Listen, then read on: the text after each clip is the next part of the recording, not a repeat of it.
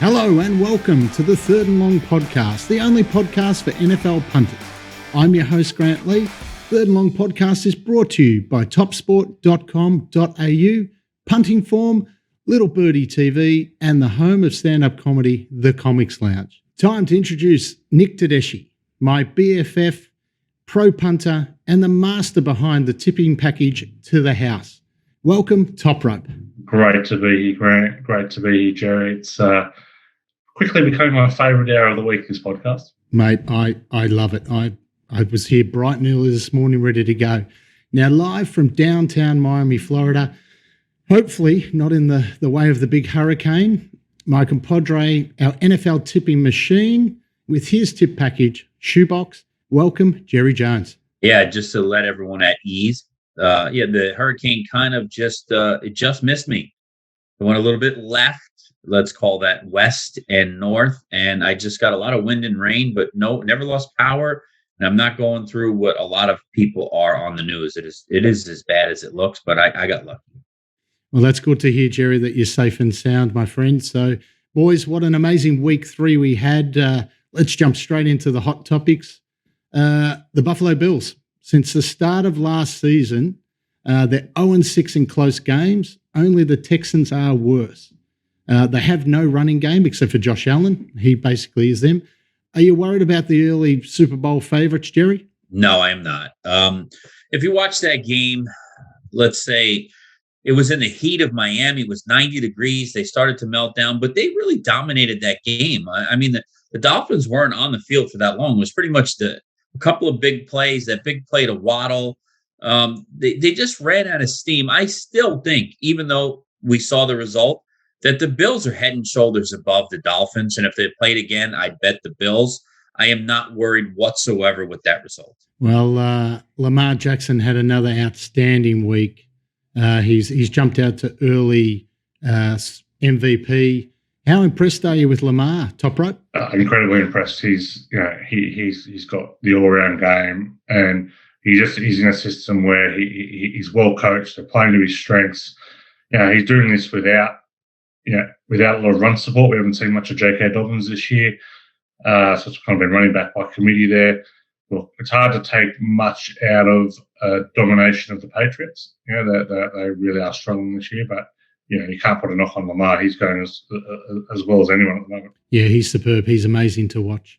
Jerry, do we take anything out of the halftime little tiff between Patty Mahomes and the offensive coordinator, Eric Bieniemy, during the Kansas City game? They were pretty bad after halftime. Do we take anything from it? I mean, I don't think we take anything from it.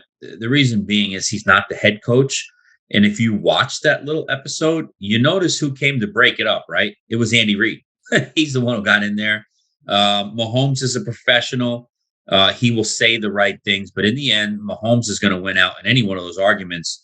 And I'm pretty sure Reid just said to him, yeah, you know what? You're right. But can we stop? We're on the cameras right now. I mean, Bieniemy has been rumored. That's why he doesn't have a head coaching job. He's very difficult to get along with. And I think we saw that out in the open, but it's nothing to worry about for that team. So the Miami Dolphins had another win. They're 3-0. They take on the Cincinnati Bengals, and they're heavy underdogs. Have the bookies got this one wrong, Toprope? No, I'm pretty heavy on the Bengals today. I think it was a very, very tough game, particularly for the Miami defense last week. They spent a lot of time on the field.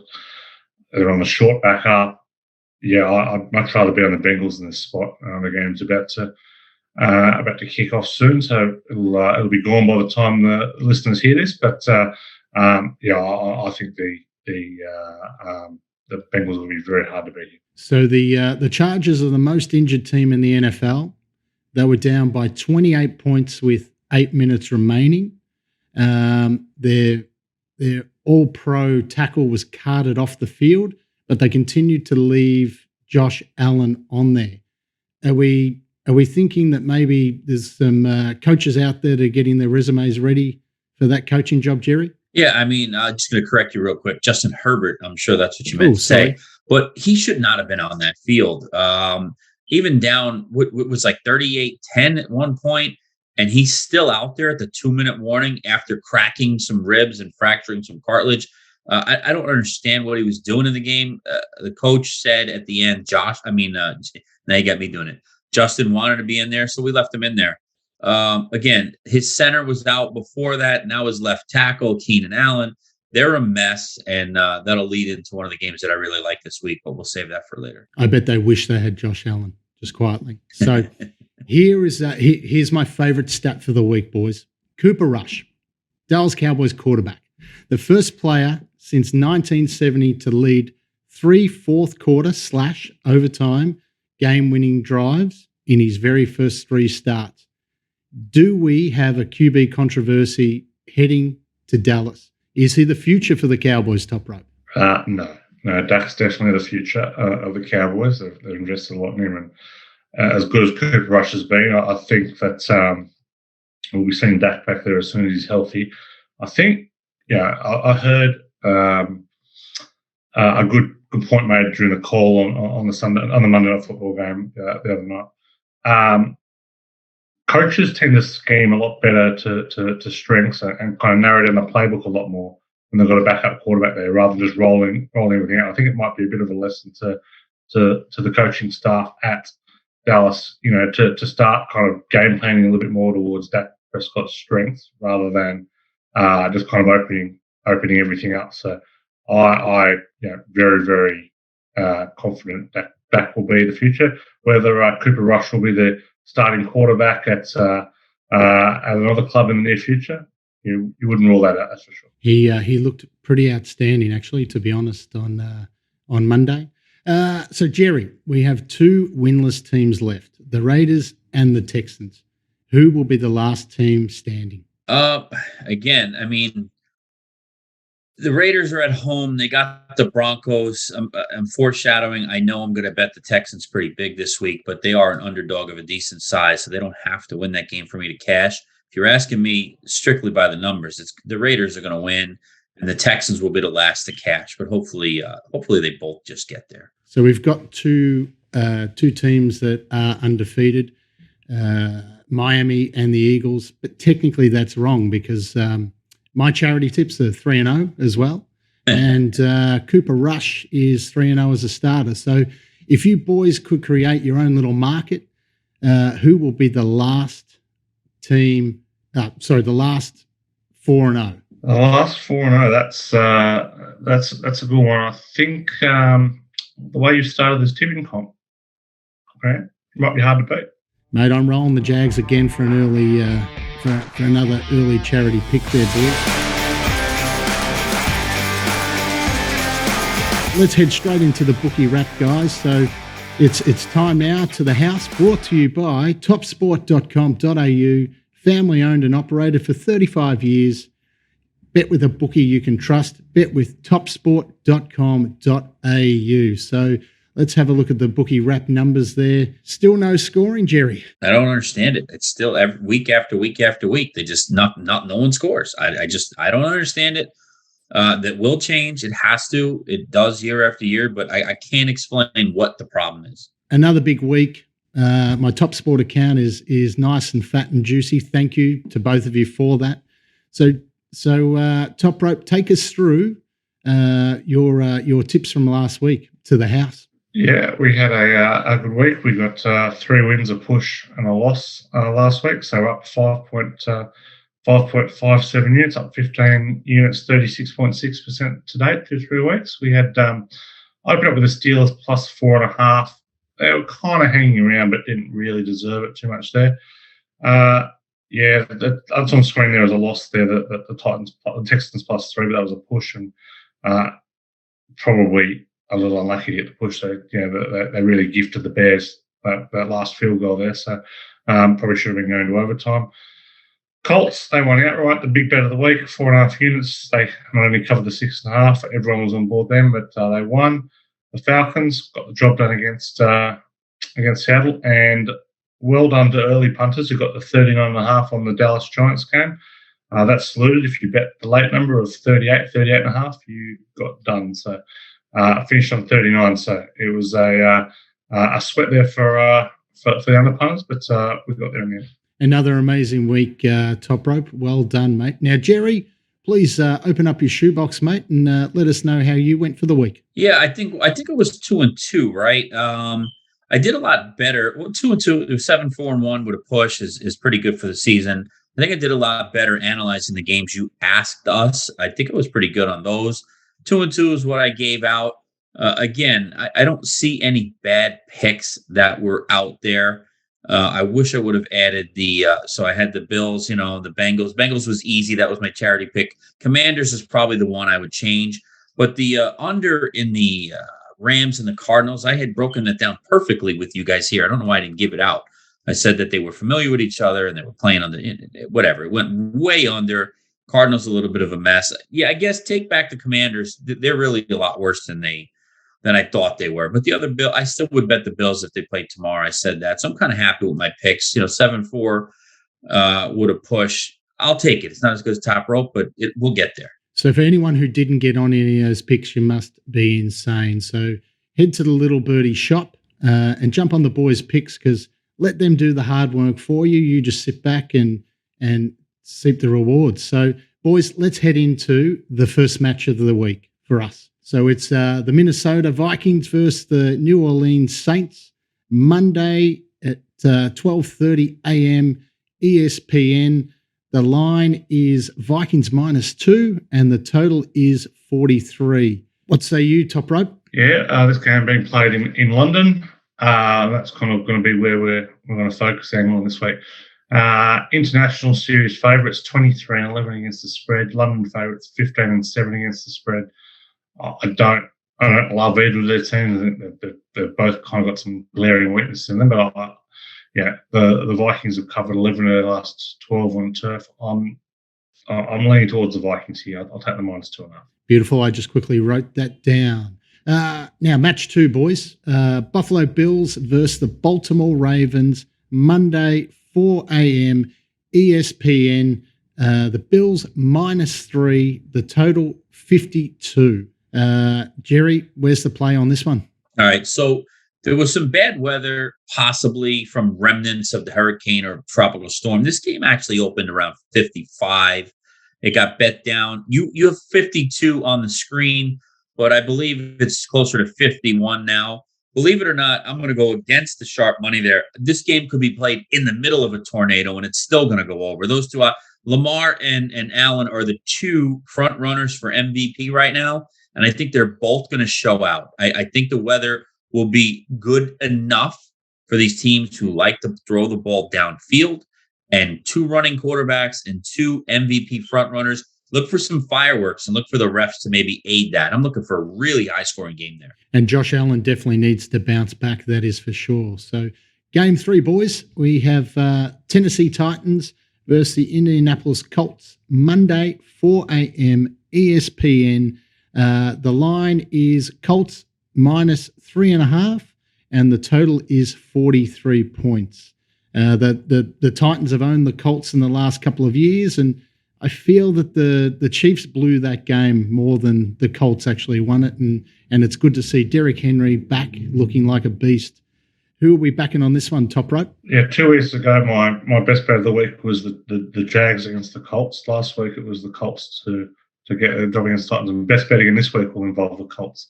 But we'll be playing against them once more. I'm all over the Tennessee Titans +3.5 this week. Divisional road underdogs in September, November have a great, an ROI of nearly 9%. The Colts are very, very bad in the division. Matt Ryan, he's covered one of his last 8 as a home favourite. I thought we saw something from Tennessee last week. I think, we're kind of getting Derrick Henry kind of running, getting that running game going a bit more. So I'll be loading up on the Tennessee Titans this week. No, I totally agree with you there. So match 4, guys. Jacksonville Jaguars versus at the Philadelphia Eagles, Monday, 4 a.m.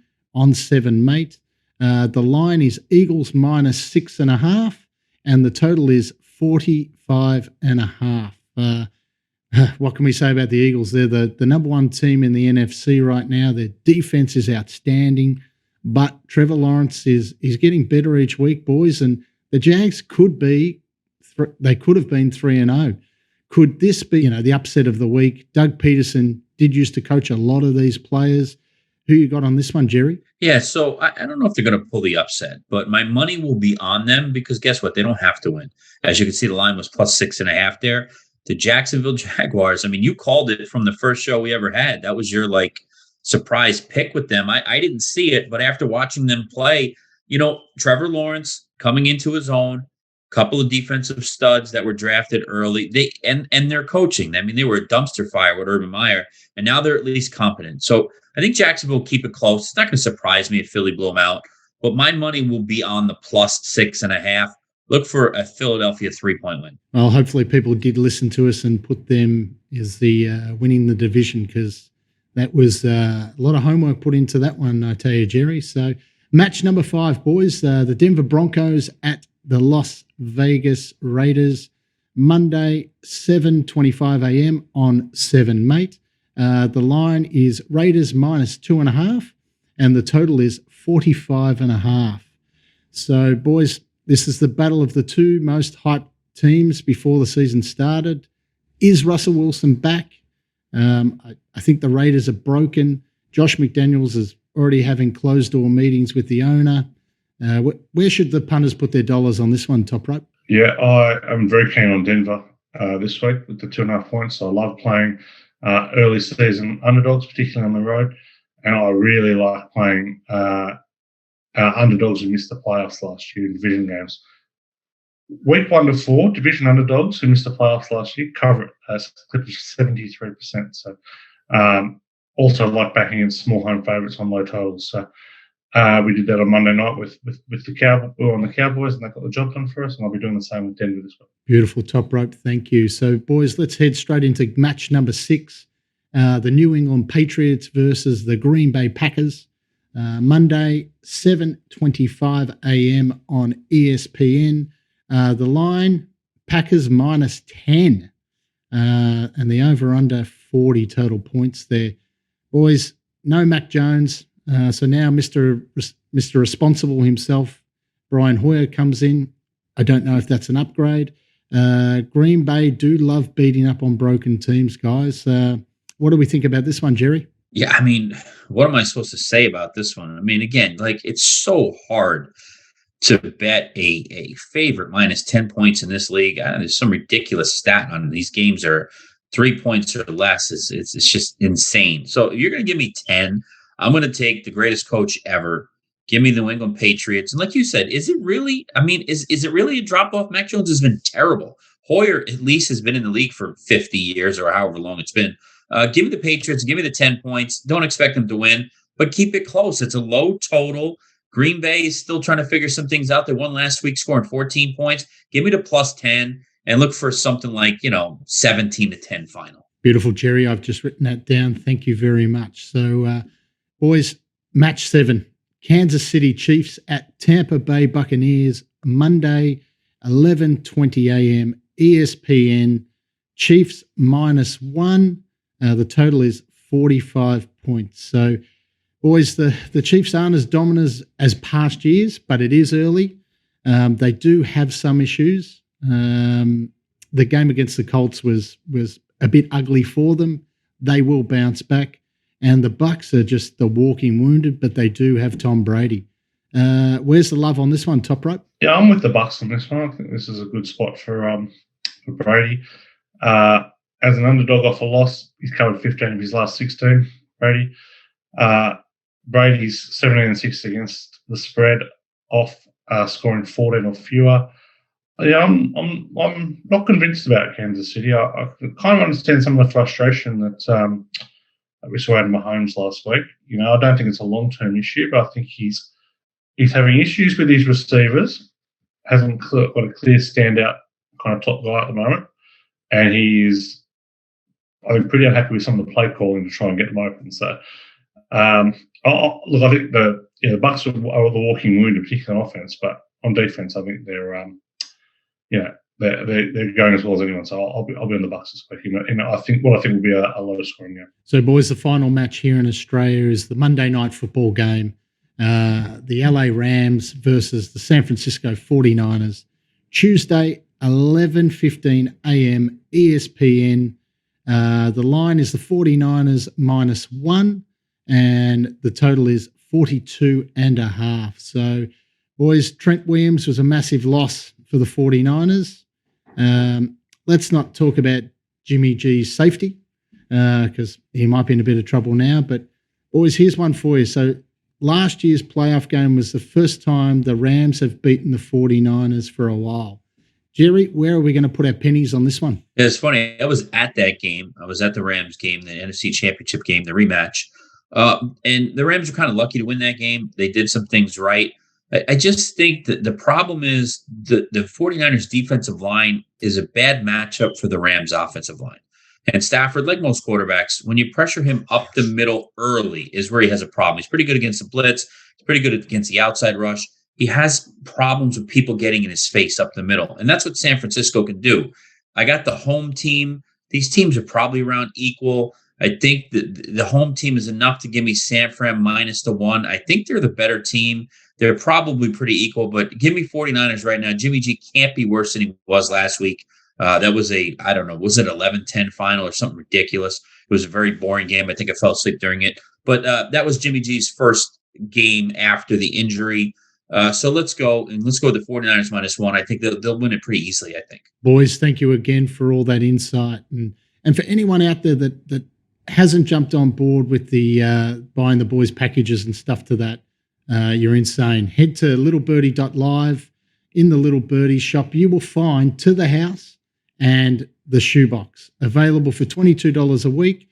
If you're serious about punting on the NFL, boys, head to the shop and purchase it. Tell your friends, tell your mum.